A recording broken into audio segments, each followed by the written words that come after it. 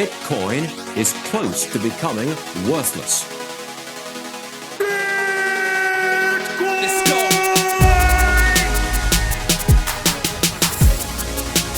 Now, what's the Bitcoin? Bitcoin's like rat poison. Yeah. Oh, The greatest scam in history. let's get it. Bitcoin will go to fucking zero. Yeah.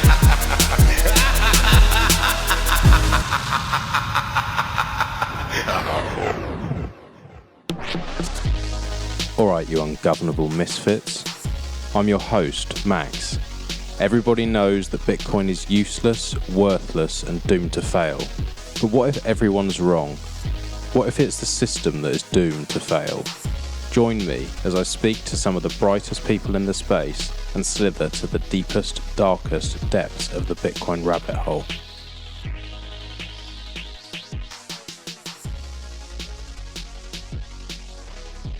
Welcome back, mate. Nice to have our third episode of... did we ever name it? I actually can't remember. We had a couple of options floating around. Yeah, we had a couple of suggestions, but I don't think we've had anything set in stone just yet. So, back for number 3 of the unnamed podcast. Kind of like that, actually. Yeah, nice to chat to you again, mate. We've been off air rambling on for a while now, but I'm very much looking forward to diving in again and to find out what you have been sniffing out, what's happening in Bitcoin, what's happening on this Bitcoiner guide and Bitcoin monthly. So how do we want to do this? Do we want to go through the updates first? Yeah, to be honest, that's the main bulk of this month's updates is kind of software firmware updates. There's not much in the way of education or notable articles. It's mainly sort of the fast-paced software race is on. Yeah, so I suppose we'll start rattling through them, shall we? Yeah, perfect. Cool. All right. First one of the fan favourites, Blue Wallet. These guys seem to roll out updates once a week at the moment. They're rattling through them. Most recent update for the guys at Blue Wallet, user interface updates, just that you can change the colours of the cards of each wallet. They also enabled offline sign-in, which is a good, nice little feature where you could say rather than shelling out for the hardware wallet, you could have a phone that you keep offline that's able to sign your transactions for you. So you could have sort of one device dedicated to just storing some Bitcoin, and then you could have your, say, normal phone that you use to broadcast the transactions from. Is that like a kind of like PSBT kind of idea? So you'd create the transaction and then it's not signed until it goes to the other device? I think that the way that they're doing it is through QR codes. So yeah, like say you'll have one offline device and you'll have your other device which is connected to the internet, which doesn't have the keys on it. It would be used, the hot device, if you like, is the one that is internet connected and is used to broadcast. That's pretty cool. That's very cool. Yeah, good little optionality, rather than hardware wallets are always the fan favourite, and it's kind of the option that's drummed into everybody from day one when they come into the space. But it's nice to see some other options like that coming out from the mobile wallet providers, and especially, the guys at Blue Wallet, the user interface that they've got there is really sort of simple and user-friendly. So yeah, nice little feature. They've also added... Basically, they've just got a scan function, which uses obviously the camera on your phone, which allows you to import wallets just via scanning QR codes. So you might say have a paper backup or something like that that produces a QR code, and rather than having to, I don't know about you, but I hate typing in seed words. If you've got a 24-word seed, it's a pain in the arse to type in that seed. Well, some wallet backups actually produce a QR code, which Blue Wallet can now scan and import in a couple of seconds. Yeah, it's just so much quicker and easier. Isn't it just? When I'm doing anything like that with seed words, I'll check it because I'm so fucking bad at spelling and reading and basically everything, actually. But I do it and I'll check it so many times that I'll sit there for half an hour just to fuck around with 24 words. So doing something like that would be, way, way easier. Yeah, little steps in terms of UX improvements week in, week out. Becoming quite a bit of a powerhouse wallet, really. Blue Wallet, a great all-rounder. Next one that you might be interested in riffing on here, Max. Breeze Wallet. their latest update has introduced integrated podcast streaming, which on the surface of it doesn't seem that groundbreaking. The sort of core piece here is that they've taken the lead from the guys at Sphinx. You can subscribe to podcasts within the app and also support the content producers by streaming sats by the second or by the minute, to support the content producers. So question for me is when we're going to see you on Breeze, Max. I'm not sure. I really like Sphinx. I struggle to keep up with all the different apps. I'll give it a go. I definitely think that it's going to be the way that things go in the future. The whole advertising model hopefully ends at some point. It's okay, but I think you could just do more with it. Like, you can have better listener base. The people who tune in every week are going to use those kind of apps, and there's lots more you can do with it. Like, in terms of, if I wanted people to like write show notes or do naming of shows, there could be maybe like incentive models built in with these kind of things going forward. But I don't know whether we're quite there yet. You've used Sphinx a bit more than I have because I can't get in at the moment. But I really love that platform. Like, I think that's going to be massive. But I'll be honest, I haven't used any other competitors yet. Yeah, thing with Sphinx to me, I mean, it's absolutely sort of alpha software. It's expectedly quite glitchy. I think it definitely opens up new use cases, and the fact that you can stream money is obviously, you've never had that before. The world has never seen that before, and I think that's going to open up quite a few new industries that we've not seen before. I think the bit around the podcasting being linked to it, I think it's got to do something differently to draw people in away from their standard podcasting apps. And, that could literally just be as simple as removing the ads, because no ads. I'll be open and honest and say that I haven't listened to an advert on any podcast for as long as I can remember. It's just like the standard thing. It's just like the standard thing that I do is I just skip forward 30 seconds until I can hear the host voice not talking about the latest, thing on the market. And I would happily pay for that privilege to not have to do that. And if that means I'm directly supporting the content provider, then that's only a good thing for me. Do you know if Breeze are sort of integrating the chat apps and things like that into it as well, or is it more just like a media player where it streams? Because I think that for me is where it really changes things. That's where I think Sphinx have been very clever, creating these tribes, and that people can send these bonuses. If they hear something they particularly like, you get 100 sats, or you get something sent to you and people can message you. The fact that it's more interactive is really nice, because the only other place you kind of see something interactive like that is like YouTube, but I refuse to go on YouTube and do any live streaming or anything like that.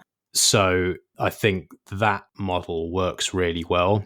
If it's within an application which is using Lightning and it's encrypted, I'm all for it. It feels a little bit less shit than doing it on YouTube. Like, everything we're trying to do in this space is to get away from these big tech giants and these data collection services and all the privacy concerns that are around it. So if someone can nail it in an app that's on Lightning, eventually that thing's going to absolutely fly.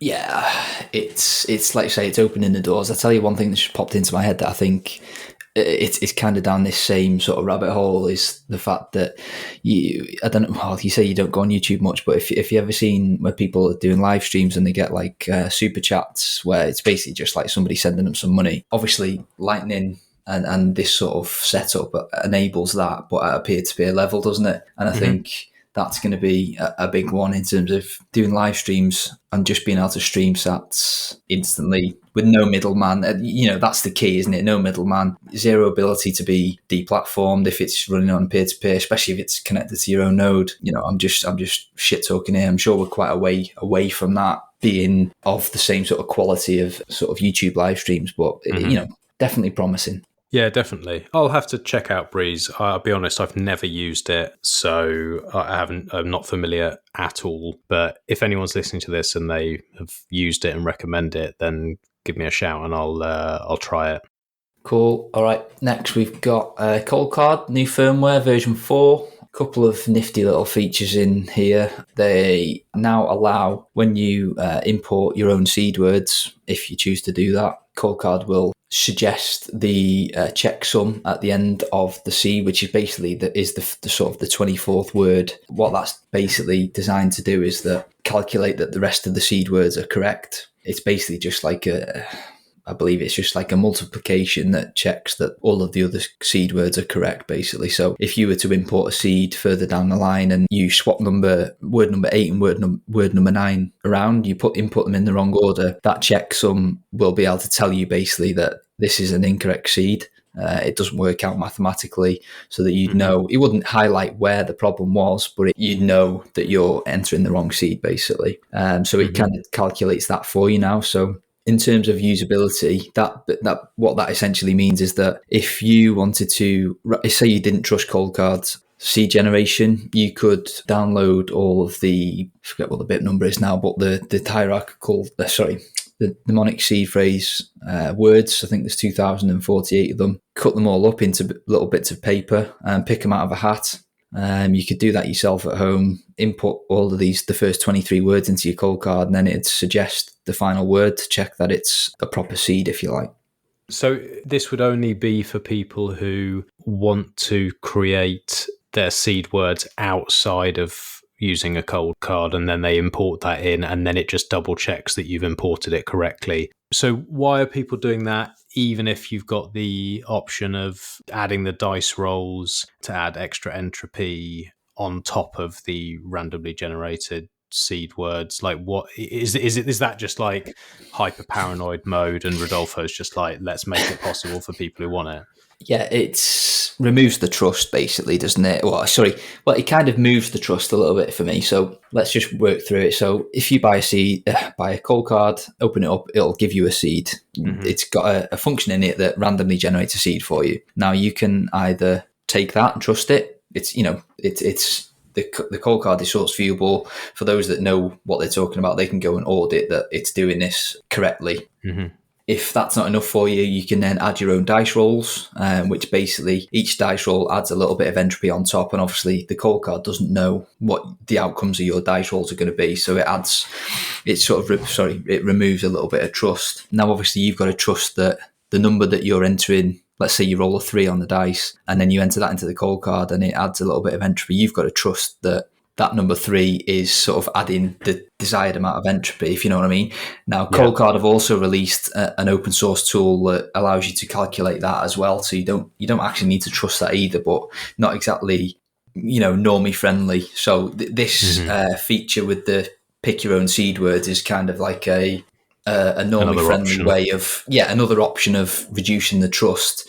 And what you could, there's quite a few tools, other open source tools that you can use to do the same process and check that you get the same final word as your seed. That way that this tool that I've downloaded, I think there's one called Seed Picker. You could download that, go through the process and check that it calculates the final word is same as your Coldcard. That way that you're like playing them off against one another, if you like. And that's kind of a bit more of a... Go on. Just being paranoid here. So if I was going to do that and then I'm putting these seed words into another bit of software outside of the Coldcard, my concern would be like, well, what if there's a keylogger? What if there's some way that what I'm typing in here then is, stored or kept, and then I've just given away my 24 words? Like I would feel personally more comfortable doing it on a Coldcard which hasn't touched the internet and is designed specifically for that. For me, I'd find that more comfortable. Yeah, all of these seed picker and stuff like that, the tools that are available online, you can download local copies of them and run them on an offline computer if you wanted to. So, not many people are going to have a spare laptop that has never been connected to the internet at all. But, in theory, you could do that, and you'd know that you could just download a local copy of the seed generation software, pick the words out the hat, enter them into this tool, see what the final word is generated, and do exactly the same on the Coldcard. If you get the same final word, then you know that the chances are that both of them are playing by the same rules, if you like. I see what you mean. Yeah, it's like belt and braces. Yeah, Yeah. Okay, cool. Another one, sticking with Coldcard, they've now got the option to clone a Coldcard. So basically, you can just put a micro SD into the Coldcard. It'll copy all of the secrets onto the micro SD card, and then you can just move that SD card across to the new Coldcard. So let's say they release a new one, you can download all your secrets onto the Mark III, onto the SD card, pop it into the new Mark IV if one ever arrives. And that way, it's just a quick and easy way to sort of upgrade to the new device, if you like. You can do that on a Mark III to another Mark III then, presumably, as well. Yeah, definitely. Yeah, well, just to be clear as well, there is no Mark IV. I was just using it as an example to... No, you've leaked it now. I know that you were speaking to Rodolfo yesterday and you fucked it up. And I'm not going to edit it out either. Well, if there is, Rodolfo, and you're listening, I want you to send me one. Yeah, me too. Right, moving on, we've got hardware wallet interface 2.0. So this is the kind of official Bitcoin Core translator for hardware wallets, basically. It's the rules that Bitcoin Core uses for hardware wallets to be able to speak to it. So tools like Specter, tools like Sparrow Wallet, anybody that's designing a hardware wallet that wants it to be compatible with the Bitcoin Core software sort of has to make it compatible with hardware wallet interface, if you like, really. So that's had an update, some quite technical updates, really. But I suppose the main one is they've added Bitbox O2 multi-sig signing and, a lot of other technical updates. But given that it's sort of the official hardware wallet sort of language, if you like, I just thought it'd be good to throw it in there, really.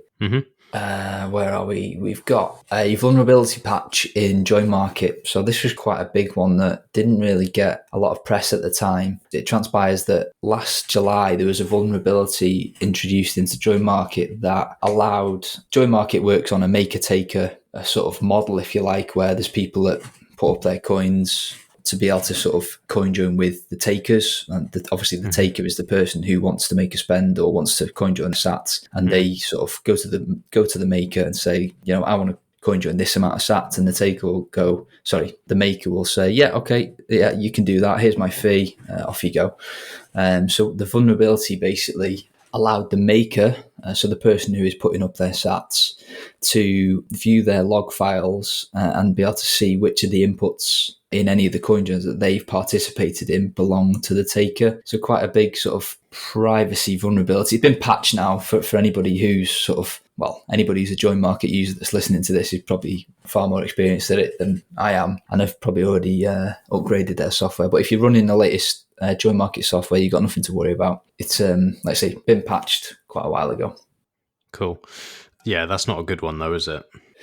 No, definitely not. Good that it's been identified and fixed, though, if I'm being honest. Guys at Mynode have just updated to version... Well, in fact, they've updated since I put the index out, actually. So the latest version, 0.2.29. I suppose the main headlines there, they've got Join Inbox. While we're talking about Join Market, that's now added into Mynode. Join Inbox is the OpenNOM's sort of wrapper around Join Market. He's tried to put a bit of a graphical user interface on there to sort of increase the usability of Join Market, really. Not yet had a chance to try it, as I don't run a Mynode anymore, but I know I've heard a couple of people that have used OpenOMS' software to sort of lower that barrier to entry to Join Market a little bit. I don't know if you've had a chance to try it, Max. I haven't, no. I do actually have a Mynode, but I don't really use it. I think it's going to be repurposed soon anyway. Cool. While we're talking about nodes, we've got Ronin Dojo guys. They've updated. They're now on version 1.9. Pretty big release for them. They've upgraded Dojo. They've got Specter support now. They've got BISC support added as well, so you can use if you're an avid BISC user. I know you're quite big on the BISC front, Max. Yeah. You can now quite easily back that with your Ronin Dojo. And then they've also added some sort of back-end stuff around automatic backups. So if your SD card fails or anything like that, then it backs up. Well, it always used to back up your, the blockchain data, but it also backs up the indexer data as well. So if you've got, say, Electrum server installed, all of that's automatically backed up as well now. So when your Raspberry Pi inevitably has some teething issues, as we all know that they can do from time to time. They've got an automatic backup for that one. The other one, this is the other final update that kind of just nestled into the release notes, which I thought was quite clever, is they've added some logic in there so that it increases the download speed of the initial block download. It does a calculation. It monitors the usage of the RAM on the whatever device you're installing it on, and it sort of moves it dynamically to increase it if it can. So, but for the end user, that kind of results in faster downloads. Yeah, faster downloads if your hardware can take it, of course. I think this is what Likewise was talking to me about the other day. Yeah, exactly. He's the wizard behind all of this, or one of them. He is a fucking wizard. I got like the very sort of basic, rough idea of what he was saying, but the majority of it, I was just like, wow, this is just so fucking far beyond me. It's incredible what they're doing, but that's cool. So how much does it actually speed the process up? Well, all I know is it increases. It sets it at 30% of the total RAM available on the device. Okay. I've not actually seen it, in terms of real life usage, so I'm not sure in terms of how much it speeds it up, if I'm being honest. Is it right? Am I right in saying you can tweak that even more? So, like, if you had a really powerful machine, definitely, you could say, "All right, well, I want it to use more of a higher percentage, so I want this to be even quicker." Yeah, I mean, depending on what hardware you run, people have done block downloads in less than a day if you've got the right hardware. And I've had Raspberry Pis that have taken like a full week before 7 days. So the hardware that you run has a massive bearing on how fast that initial block down takes. I've done it 3 times with Ronan now, and it has been on average about 4 days. See, that's 3.5 to 4 days. That's not bad. It's not bad. Especially with your internet. My internet it's an absolute joke, isn't it? Yeah, so I don't know how it's managed that. Yeah, that is pretty good. I think the hard drive helps as well. If you've got a solid state drive, which is pretty much the standard now, that speeds things up a little bit because it's able to write to the disk. Well, it's not a disk anymore, it's solid state, but it's able to write the data a lot faster than it would if it was an old style spinning disk, which they're pretty much been depreciated now in node world. Right, one we've not spoken about before. It's been around for quite a while, but it's had an update. It's called the Rude Fox Burrow. I'm not sure if you've heard about this one. I haven't, if I'm honest, no. It's again not exactly normie friendly. It's a command line tool that enables for the creation and management of some Bitcoin wallets. You can run it on a Pi, and it allows you to generate your own seeds, all in an air-gapped way. Kind of one for the what's the word I'm looking for? One for the tinkerers. Mm-hmm. You can plug a screen into it as well, so you can interact with it via QR codes. I just thought I'd throw it in there. It's like you say, It's one for. It's not exactly user friendly, but if you're a bit of a Raspberry Pi nerd like myself, it's a good one to look into. I'm looking at it now on the website. It looks quite cool, actually.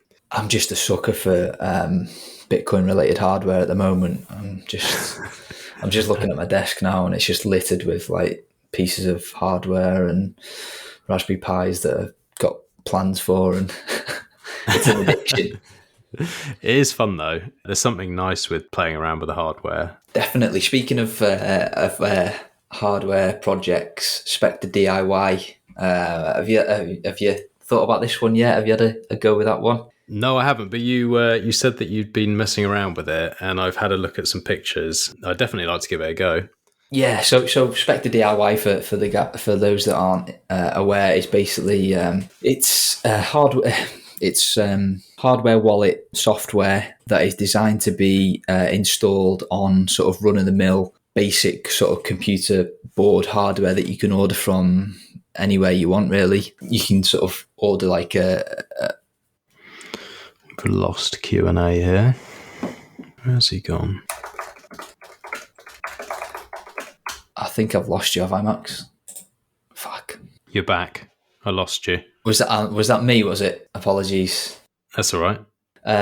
So the guys at Spectre have released the latest firmware for the Spectre DIY, which I have winging its way across Europe to me. I'll be able to talk a lot more eloquently about it in a couple of weeks once I've had a chance to have a play with it. But yeah, essentially, it's a hardware wallet that you build yourself. You flash your own firmware on it. The idea behind it is that it well, two things. It diminishes the supply chain attack vector. You're essentially buying run-of-the-mill hardware, flashing your own open source software on it at home. You could be buying this computer board from, say, Amazon for any reason whatsoever. It's just general purpose hardware. Mm-hmm. And of course, if there was a data leak at, say, you've bought a ledger and they've been careless with your KYC information. Imagine if that happened. Yeah, that would be a disaster, wouldn't it? That would be really fucking embarrassing if that happened. So they obviously, if you buy a ledger, it's obvious that you're buying it to store some Bitcoin or any other insert shitcoin name here. That's the one saving grace with all of that, isn't it? Although it's stupid to have the shitcoins, people can have that deniability where they'd be like, oh, well, I'm all in on XRP. Whereas if you have a cold card and that was to leak, then they know it's Bitcoin. Yeah. And I suppose, plausible deniability also in the fact that, I went all in on XRP in 2018 and then somebody's about to, cave your skull in if you don't hand it over, and then they check this price of XRP and they see that it's worth fuck all, then it might just save your life. They go, don't worry, keep the hammer, actually. You fucking need the money. Take pity on you. Sorry, I interrupted you there. So it was the supply chain attack that it sorts, but it helps with. And I think that's a really useful thing to have. It makes a lot of sense because that is one of the main attack vectors, really, isn't it? Or could be. Yeah, for personal safety reasons, and also for, it protects against malicious hardware wallet distributors. If Ledger are malicious and they've got some software in there that is designed they're doing a retirement attack and they're waiting for everybody to load their ledgers with loads of Bitcoin, and then they've got something in there that allows them to sweep that in 10 years time when, and then they just ride off into the sunset. Well, that's just not possible if you're buying the hardware from, say, a vendor on Amazon who has no idea what you're going to do with this thing. Yeah, it's a good idea. And also, I like the idea of having multiple different devices if people are doing multi-sig. We chatted about that off air. It's not something I'm getting involved in because I'm just too worried about loss of funds and I'm not sort of comfortable with it. But in theory, if I was to do it, I really like the idea of having these multiple different vendors of these hardware wallets so that, if one was malicious somehow, then it sort of is not so much of a problem. So it makes sense to have all these different options. Definitely. I mean, that's the multi-sig is the perfect example of why you would want to perhaps include this, is that if you've got 2 or 3 multi-sig set up for your cold storage, for your life savings, if you like, and let's say again, people think I'm bashing on Ledger, but I suppose they deserve it a little bit. But let's say that you've got 2 or 3, you've got one cold card, you've got a Specter DIY, and you've got a Ledger, and Ledger turn out to be malicious. Well, they could do what they like with your hardware, but unless they've got the required amount of spending keys, in this instance 2 of 3, they ain't getting away with anything. Which is obviously the main plus of multi-sig. Like you say, you touched on massive complexities that come with it, although that is getting a damn sight easier with the likes of Specter and Sparrow. The guys there are absolutely smashing it at the moment, and the UX is getting a lot easier. I share your opinion, to be honest. I'm not quite there yet. It's not good enough to make me want to make the jump just yet. I guess the thing is, in my eyes anyway, the security, if done right with single sig, is so fucking good anyway that I worry much more about loss of funds from me making a mistake. And, if you're not comfortable with it, then that just makes me even more sure that for now, I'm definitely not fucking trying it, because you'd be the person I'd be calling anyway when I fuck it up. So, I think in theory, I love the idea. And in theory, it seems better in every way. I'm just not comfortable yet.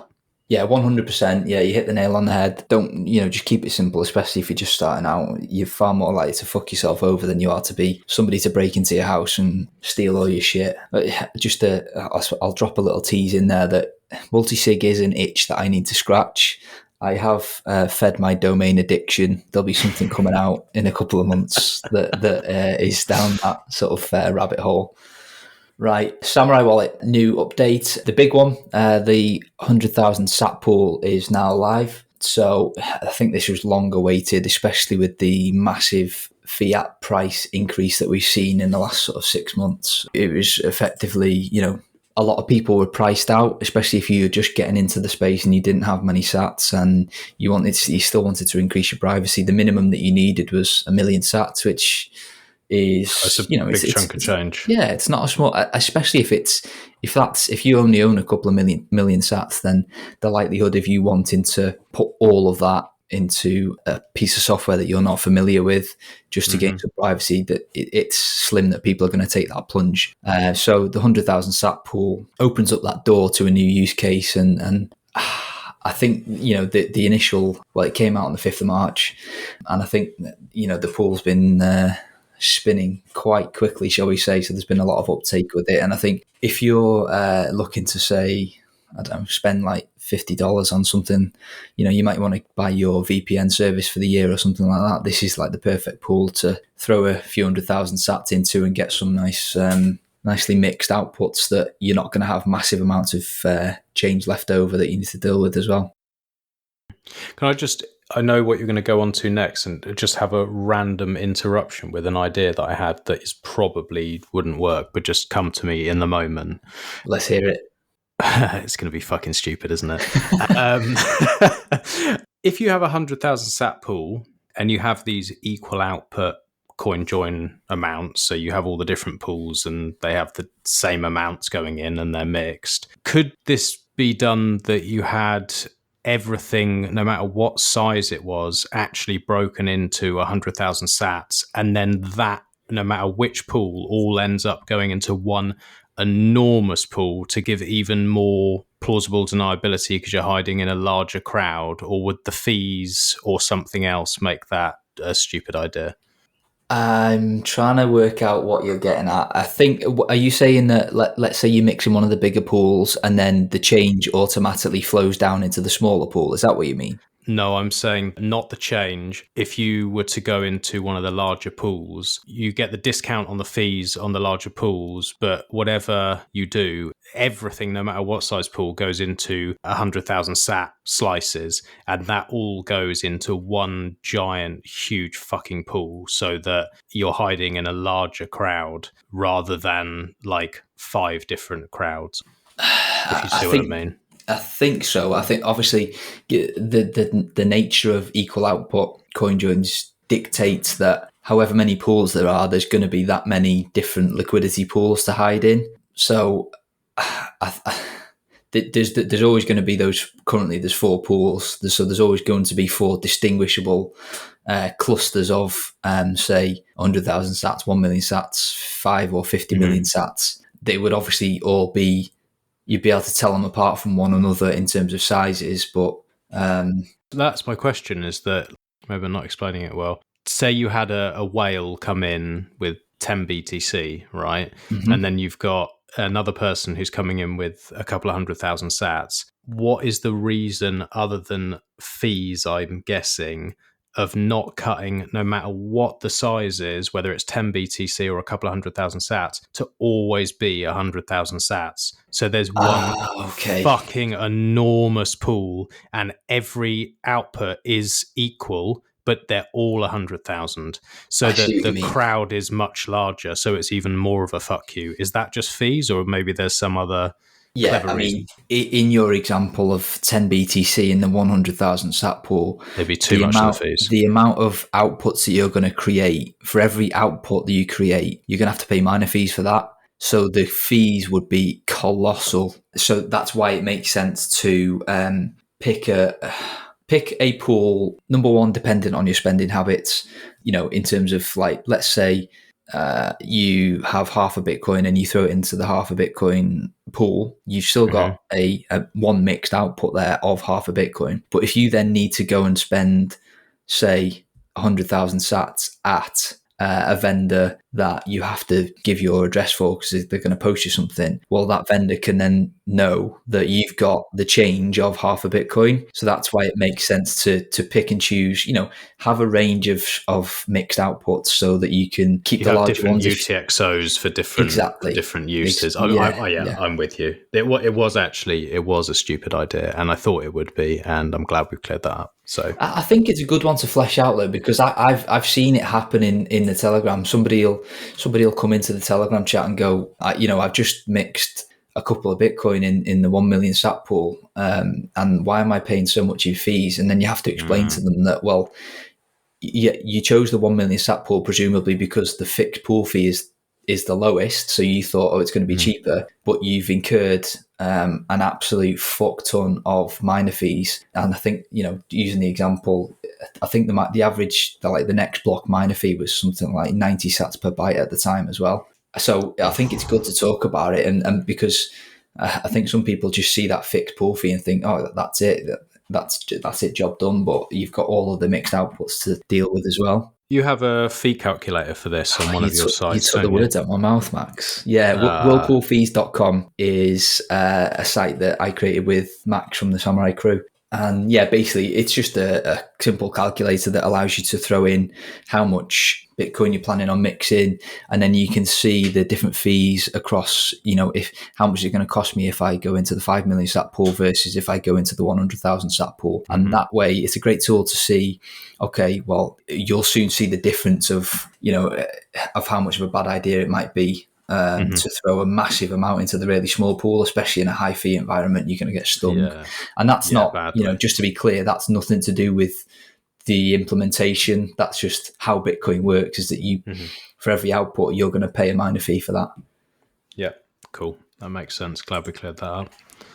All right, cool little release came out just yesterday. I think I just spotted it just before I released the index, called BTC Payment, and it's obviously the name's a play on words. It's basically a Python script that allows.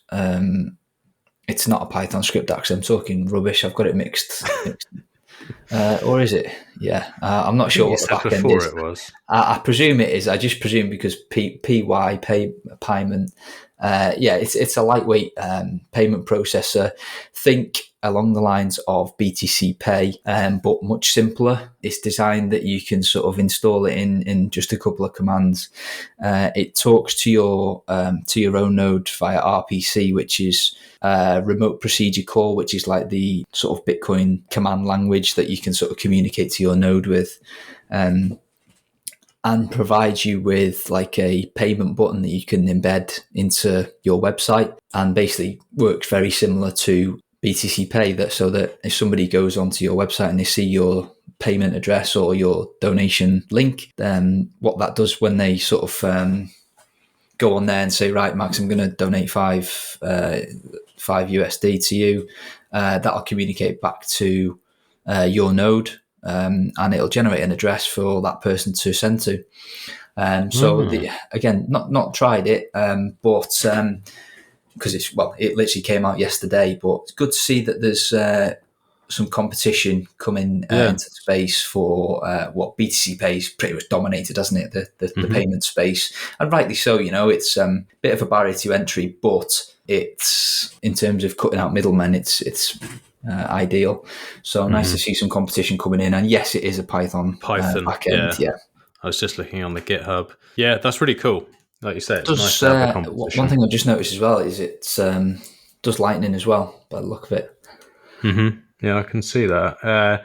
BTC Payment makes donation buttons simple, easy copy and paste the one-line HTML iframe into your website with a Python backend. And then, the little boxes above, Lightning and Bitcoin. It looks cool. That looks really cool. Yeah, definitely. Seems pretty lightweight and easy to install. It looks pretty cool, actually. I look forward to having a play with that one. Last couple. Another one in terms of easy setups. New release called EasyNode, EZNode, is basically a single command that you can run on a computer or if you've got a virtual private server or a Raspberry Pi. Literally, it's one command. You run that, and you will be finished up with a pruned Bitcoin Core full node, Electrum personal server, Bitcoin wallet tracker, an RPC Explorer, and Specter desktop, and it all runs over Tor, and it's one single command. Looks very, very cool. Wow. There's no sort of flashy web user interface as you'd expect. The likes of Umbrella or the guys at Mynode or something like that have come up with. This is kind of it's just a different approach. But the fact that you can do all of this with just a single command to get your own node running is pretty fucking cool, actually. And that would be presumably not on separate hardware. You'd have that on your laptop or something like that because it's pruned. You could run this wherever, but I suppose the fact that it's pruned by default lends itself to running on hardware that you already own, because it's only going to take up, say, 5 gig. 5 gig. So for those that don't want to splash out on say, a Raspberry Pi and a hard drive, and they've already got a laptop or a desktop that's just sat there doing nothing, that's got a spare 5 gig on. This is a nifty little tool, actually, by the looks of it, that it's got pretty much everything that you need. It's got Electrum, it's got Specter, it's got your own Explorer, and obviously, Bitcoin Core as well. So for somebody who doesn't mind getting into the terminal, running one or two commands to go from zero to their own full node is pretty cool, actually. And I've just seen as well, it also allows you to connect to it remotely as well, over Tor, obviously. So again, it seems like every week at the moment that we've got just little tools and innovations that are just making full nodes easier and easier to run, and makes me incredibly bullish. It's mental how quick things are developing. It's just like, it's absolutely mind-blowing. I'm starting to get not quite a lot, that's a complete lie. I'm starting to have about 3 friends who are reaching out to me, and they're getting to this point where they're talking about running a node, and I'm like, yes, they've taken their keys off, and now they're talking about doing this. And if they'd have asked me, I don't know, 6 months ago, the options would be far, far slimmer. There'd be far less. And now it's like, I just don't know. Like, take your fucking pick, man. Yeah, there's so many options, which is great. It's exciting. Yeah, very cool. Right, last one. In terms of, just wanted to shed a bit of light on a cool education piece from Econoalchemist. He's done a 5-part guide on, he's done it on his own blog, but it was also featured in Bitcoin Magazine. I think he's kind of signed up with them, if you like, to be a content producer, which is cool and well deserved as well. Yeah, well deserved. His guides, I think we touched on it last time, but they're incredible. So yeah, this is a 5-part series that's aimed at absolute beginners, and he covers off why self-custody is important and why no KYC is important. He also goes through setting up Samourai wallet, and there's another one that sets up Blue Wallet for those that are on iOS. He also runs through Sparrow Wallet, which is another one that's fast becoming one of my favourites. And the last one, part 5, was, I've touched on that, how to buy KYC-free Bitcoin. So what he does with that last one is he goes to an ATM to buy a couple of 100,000 sats for his deposit that he then uses on BISC. So he walks you through both an ATM purchase and your first purchase on BISC as well. So I think I'll be bookmarking that one to send to people when it's just nice that it's all encompassing. It's platform agnostic as well. It doesn't matter if you're on Android or iOS, because you've got Samourai and you've got Blue Wallet. And if you want to go down the desktop route, you've also got the Sparrow wallet if you want to connect them hardware wallets as well. So very cool, that one. Yeah, that's really good. It's nice to have it all in one place and you can go through it. And that is one thing with BISC that when I first started using it, I hadn't even considered that. I was like, I've got to do this deposit and then that's held. And then I realized, that hadn't already been through a CoinJoin implementation, so I don't actually have the privacy that I thought I did, and it's not something I'd considered going to an ATM to buy those. So that's a really good step for people, because Bisq I can get friends to use, but if I said, you've got to also set up a Ronin Dojo, and you've got to do this and you've got to do that, and then you've got to put it through Whirlpool and then send that before you buy anything, it just adds extra steps. Whereas going to a ATM, any idiot can do that. It's not that difficult to do it, and it gives you actually arguably some of the best privacy, especially now with masks and hat and glasses. You're pretty solid. Yeah. I think one thing that we're deprived of in the UK, isn't it, is Bitcoin ATMs. Yeah, unless you're in London, there's loads. Yeah, unfortunately not. There's absolutely none anywhere near me. So I'm luckily I've already got some no KYC Bitcoin, so I can use it as deposit for Bisq. I don't know if you've ever used one here, but I think I was paying, like, not saying it's not worth it, I'm just saying the cost is high. It's like 10 to 15%, I think, on top. I can see why it puts people off. Definitely when you're first coming in. Now I look at it and I think, yeah, that's reasonable. I understand the freedom price. Yeah, exactly. And it is, I do think that if you can use one of those, as good as I really like Bisq and I like Hodl Hodl and I like some of these options, but you are still sharing some information with another party. Mm-hmm. Whereas with these, I think you've got to keep it under like £500 or whatever the limit is here. But you can just go from one to another to another to another and just do it as many times as you want. So it doesn't really make any difference. But if you do have a hat and glasses and hood and a mask and you're paying in cash, then you're pretty good. You're pretty good. Probably a good way to offload some cash as well, because I don't know about you, but nowhere near me takes cash anymore. No. I think that's part of this whole plan. I really do, because it's just like the perfect excuse, isn't it? But yeah, you're right. No one wants to take cash. It's a real pain. Like loads of even the supermarkets and stuff, like trying their hardest not to. So yeah, that's a good point. Just before we move on to the questions, there's one key one that I missed out actually. Seems like we mention them every month, and that's probably well deserved. Is Specter desktop. It's not an official release at the moment. It's in pre-release, but anybody can go and download it. It's now being packaged with Bitcoin Core. So as if they didn't make it easy enough to set up Bitcoin Core on a laptop and then download Specter, and then you can use, in a couple of clicks, you can be using hardware wallets with your own full node, and you don't have to buy any additional hardware whatsoever. Well, they've now took that the next step, and they've actually packaged Bitcoin Core inside Specter. So basically, all you need to do is download Specter, and if you don't want to connect to a node that you've already got running either on the same computer or remotely on a Raspberry Pi, you can just say, yep, I want to install Bitcoin Core, and it'll just do it in the background. So it's yeah. So it's for in terms of it can't get any easier than that now. There's literally no more steps that you need to cut out. Is that you download Specter, you say, no, I haven't got a full node. Can you give me one, please? It'll download it in the background, so that anytime you make any transactions now, you're using your own full node that's already packaged in with it. So pretty big one for onboarding. That is not an update for ants.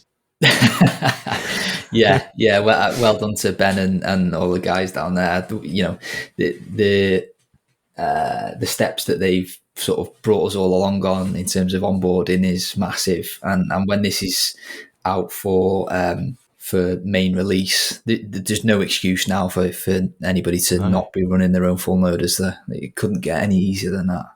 No, that's brilliant. Just to sort of pick it apart a bit, is there any drawback to doing it? It sounds fucking brilliant, but does it run over Tor? Are you as private as you would be if you're using your own node that you're connecting to?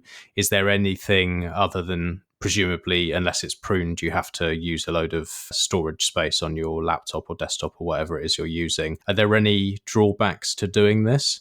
So yeah, your first one about Tor, yes, you can choose to run it over Tor if you want. Drawbacks for that setup, mobile wallets, with the exception of fully noded, which is iOS only, there aren't that. Well, I don't know of any other mobile wallets that communicate via RPC, which is, again, like we touched on earlier, is like the Bitcoin Core sort of communication protocol. So if you, let's say you download the new version of Specter that comes packaged with Bitcoin Core, you can use your hardware wallets with it, because that's what Specter does basically. But you couldn't say download Samourai or Blue Wallet and connect that to it, because they don't speak the same language, if you like. So it's good for hardware wallets, and it's, you know, a very, very easy way to get your own node.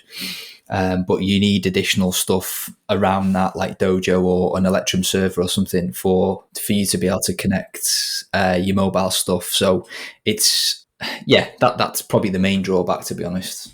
Will that ever happen, that they speak the same language, that you could then use Bitcoin Core with these mobile wallets, or is that just something that can't ever happen?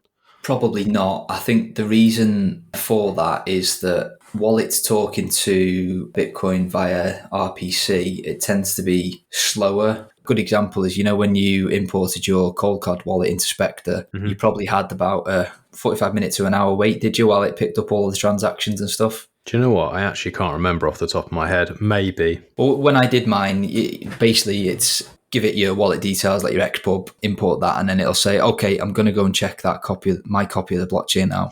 Yeah. Sorry, it did. Yes, I remember. So it's just really slow at doing it. But when you've got the likes of Electrum Rust server or the indexer that Samourai packages into Dojo, which is basically the same as Electrum server, but it's kind of optimized for Samourai, that's got its own index of every transaction that's ever happened, and it just makes wallet imports 10 times faster, well, more than 10 times faster. So in terms of, you know, people that use mobile wallets expect a punchy experience and they expect things to happen instantly. If you're just using RPC and Bitcoin Core, you don't have that functionality, basically. You've got to wait. Fair enough. But if you were to say to somebody, right, you should run your own node, you should hold your own keys, you should think about getting something like a Coldcard and then run Specter, someone who's doing that and they're not maybe using a wallet on their phone and they're not really looking to spend, they're literally saying, I'm not going to touch this for a few years. In that use case, it sounds like a really fucking good option, and that you wouldn't necessarily need anything else, which is awesome because it's really simple to set up. Like I found it simple, and that's saying something. And so I feel comfortable saying to other people, just use this thing, link it to your Coldcard, you're done. Yeah, for that use case, it's like I said before, there's literally no other steps that you can't streamline that anymore. You watch Ben Kaufman come out now with another improvement, I'll be like, fuck, I didn't think about that. But in my simple brain, I can't see how you can streamline that anymore. Download Specter. Do you want a node? Yes or no? Okay, off I go. That's it. I love it. I think that's all we got for updates. So did you want to, anything else you wanted to touch on? Or have you got some questions from the two people that are listening? That's not fair. It's 3. Okay. Yeah, no, we've got a couple of questions. So where should I start? Let me go onto my Twitter. Right, so I'll start with, I had a question from Acid Lord at Soul Exporter. I had him on a couple of weeks ago. So he has actually 2 questions. So we're just going to stir things up a little bit here, obviously. 1, are CoinJoin devs baby geniuses? I mean, they are throwing out stuff that looks so incredibly cool, and then they all start rolling over the Twitter schoolyard, brawling, throwing out insults, even at seemingly random bystanders who dare to comment. I had a feeling this one might come up. Do you want to go first on this one? Yeah, look, I'll Twitter's been a spicy place to be in the last week or so. It doesn't take a genius to work out where my allegiances lie in the products and the software that I run, because I talk about it all the time. Quite frankly, I couldn't give a fuck who you are.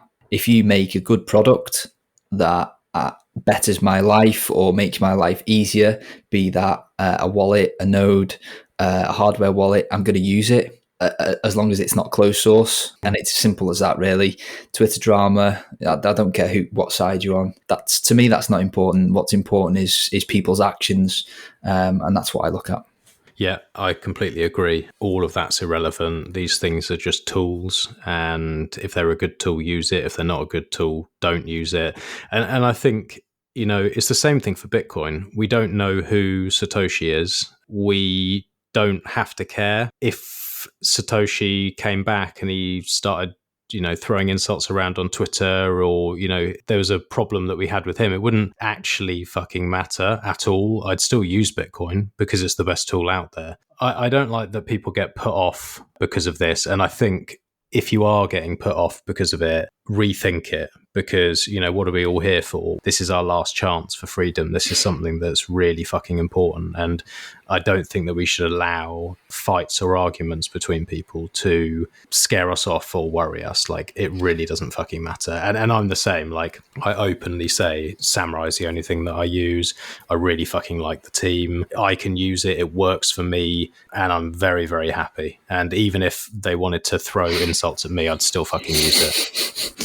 Yeah, the best advice I was given well over a year ago now was just get your hands dirty. Diverter's going to copyright me for this one, but use the tools. That's the best way to learn. Get into the Telegram chats of whatever software or hardware it is that you're trying out, and that's the best place to be asking the questions. But there's nothing quite like getting your hands dirty and making your own decisions on what software works for you. All right, question 2, or part 2 of the question. And I just saw a discussion fly by about sending through Liquid being even more private, because all transactions on Liquid are confidential transactions. So it would be interesting to dive into Liquid, because there I am missing a lot of info. Me too. I don't really know. This definitely has to go over to you. Yeah, I mean, Liquid's another one that I've not paid a lot of attention to. I might get some criticism for that. And, I think in the coming, years to come, I think layered solutions aren't going anywhere. And I think that they're all going to be able to provide us with varying levels of usability and different benefits in terms of, it might be privacy, it might be speed. But I think what everybody needs to consider is the trade-offs as well. For instance, Lightning, yes, you get faster, cheaper transactions. You've also got a massive barrier to entry if you're doing it the proper self-sovereign way. Liquid, yes, they do confidential transactions. I'm not going to sit here and pretend that I understand how effective they are, because I haven't looked at it. So I'm talking purely anecdotally here. I suppose the main reason that I haven't looked into Liquid all that much is that I struggle to get past the fact that there's a federation, and that introduces a certain level of permission. It's a permission chain at the end of the day, which is the thing that we're all trying to get away from. But there's some people in the space that I respect that seem to be warming to the idea of Liquid. Now, I don't know whether that's a good thing or a bad thing. But it's something that I think I'm going to have to look into in the future. But currently speaking, I'm struggling to get past the fact that it's, there's a federation and they have an impact on what I can and can't do on there. Yeah, from the little I understand about it, that's the same with me. I just, haven't really thought any more about it because of that. It doesn't mean it's bad. I think it'll be driven out of necessity as well. If, say, on-chain fees become absolutely colossal and stay there, and Lightning doesn't gain much traction, the necessity then is going to drive people to look for an alternative, whether that's Liquid or, another layered approach that doesn't even exist yet. But I think we just haven't had, or I personally haven't had, enough of an incentive to look elsewhere just yet. But I'm not absolutely dismissing it. There may be some benefit there, but I'm not even going to begin to pretend that I fully understand it yet. Maybe it will be a combination of a few different implementations and a few different layered solutions in the future, and who knows. So I think we just have to keep an open mind. But I certainly can't speak with any sort of authority, but I'm open to anything that increases privacy. I'm just not sure. Me too. Okay, cool. One more question from Mr. Crown. What is the best use when a group like 21ism want to manage their Bitcoin? This is actually a question that sort of relates to me. We've been chatting in the background with 21ism, trying to work out how we can have like one pot of money where we can use it to pay for all the things we need to pay for, make sure everything's done on time and divvy up at the end, but not put trust in one person. It's something that we're just trying to find a solution on at the moment. And he, I think, had looked into Blue Wallet as an option and maybe using phones as signing keys or something like that. We really haven't come to any sort of conclusion yet. So maybe you can shed some light on that. Yeah, I think, well, you've got two main options, haven't you? You've got, number one, you've got the trusted approach of you have somebody who looks after the bank balance. Probably not the best idea, no matter how much you trust the other guys at 21ism, given the fact that, this is Bitcoin, there's no refunds, and, a lot of you are NIMS. You ain't going to find Mr. Crown if he disappears off the face of the earth, as an example. The other option is obviously multi-sig, where you've all got a key. And obviously, my suggestion would be to have a multi-sig quorum where it requires a majority to spend from. So let's say there's 10 of you. I would make it a 6 of 10, for example. So 6 of you need to sign a transaction to be able to spend cash. Mm-hmm. Now, obviously, the caveat to that is you're all remotely and dotted at various locations across the globe. That's going to make signing transactions a bit of a pain in the arse, which if you're going to be transacting regularly is going to be a bit of a headache, especially just to coordinate that many people. It's hard enough for me and you to lock down a time to record sometimes. And, you might imagine trying to do that with 6 out of the 10 of you. There's 6 of us, like you said, all of us NIM, so all of us could fuck each other over, all different parts of the world. So it is a difficult one. And getting together is quite often a difficult thing. So it is a difficult problem, but I can't think that we're the only people who are having this similar sort of issue, because so many Bitcoiners, is a global movement. People are working together, collaborating all over the planet. And as these businesses grow and these ideas get bigger, like this is something that's going to need to, a lot of people are going to have the same issue, basically.